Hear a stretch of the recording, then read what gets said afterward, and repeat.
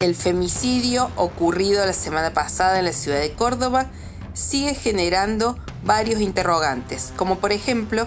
si un rechazo puede generar en una persona obsesionada el impulso de matar. Sobre el tema, desde TVO Córdoba consultamos a Lucas Allende, quien es psicólogo perteneciente a la Fundación Paiwen, especializado en violencia familiar y de género, y nos explica lo siguiente. Al poder también es importante pensarlo respecto a una forma de relación, podríamos decir, que produce subjetividades y, como decía recién, que dispone de algún modo de los cuerpos y determina cierto tipo de conductas. ¿Para qué refiero esta idea? Básicamente para pensar que el poder no necesariamente obliga a comportarse de tal manera,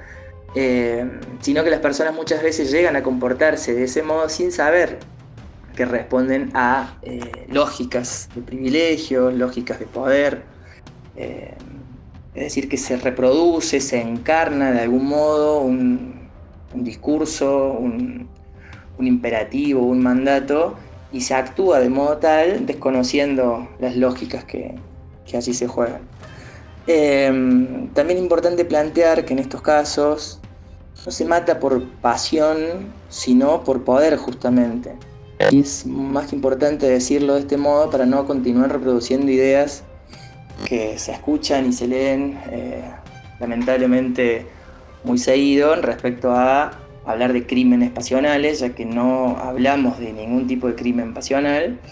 porque justamente decíamos que no se mata por pasión, sino por poder en este sentido. Entonces también es importante poder plantear esa diferencia. Y otra cuestión también a considerar es respecto a lo importante que es despatologizar,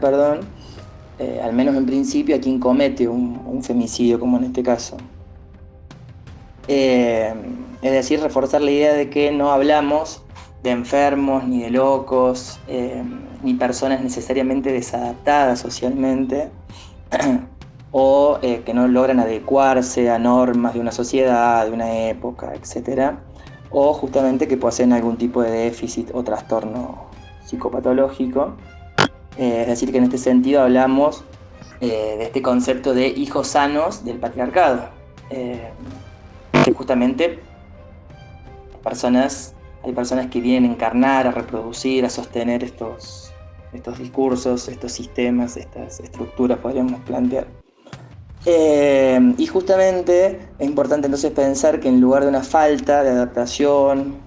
a la realidad o a normativas sociales, nos encontramos generalmente con un exceso de adaptación, podríamos decir. Es decir, personas, como planteaba anteriormente, que actúan, piensan, se manejan en algún aspecto bajo ciertas lógicas que reproducen estos discursos, estos mandatos, esta masculinidad hegemónica que ahí se juega, pero muchas veces se desconoce la base, la estructura, el fundamento de eso, pero sí se encarna y reproducen estas lógicas que lamentablemente muchas veces terminan en situaciones de muchísima gravedad. Entonces también la importancia de poder diferenciar estos conceptos, la importancia de hablar con propiedad, no reproducir algunas ideas que refuerzan justamente también cuestiones y aspectos que es necesario romper, cortar, y obviamente que esto va a permitir visibilizar otras ideas y bueno, justamente poder revisar y profundizar aspectos que aún nos cuesta como sociedad, que no lo podemos hacer.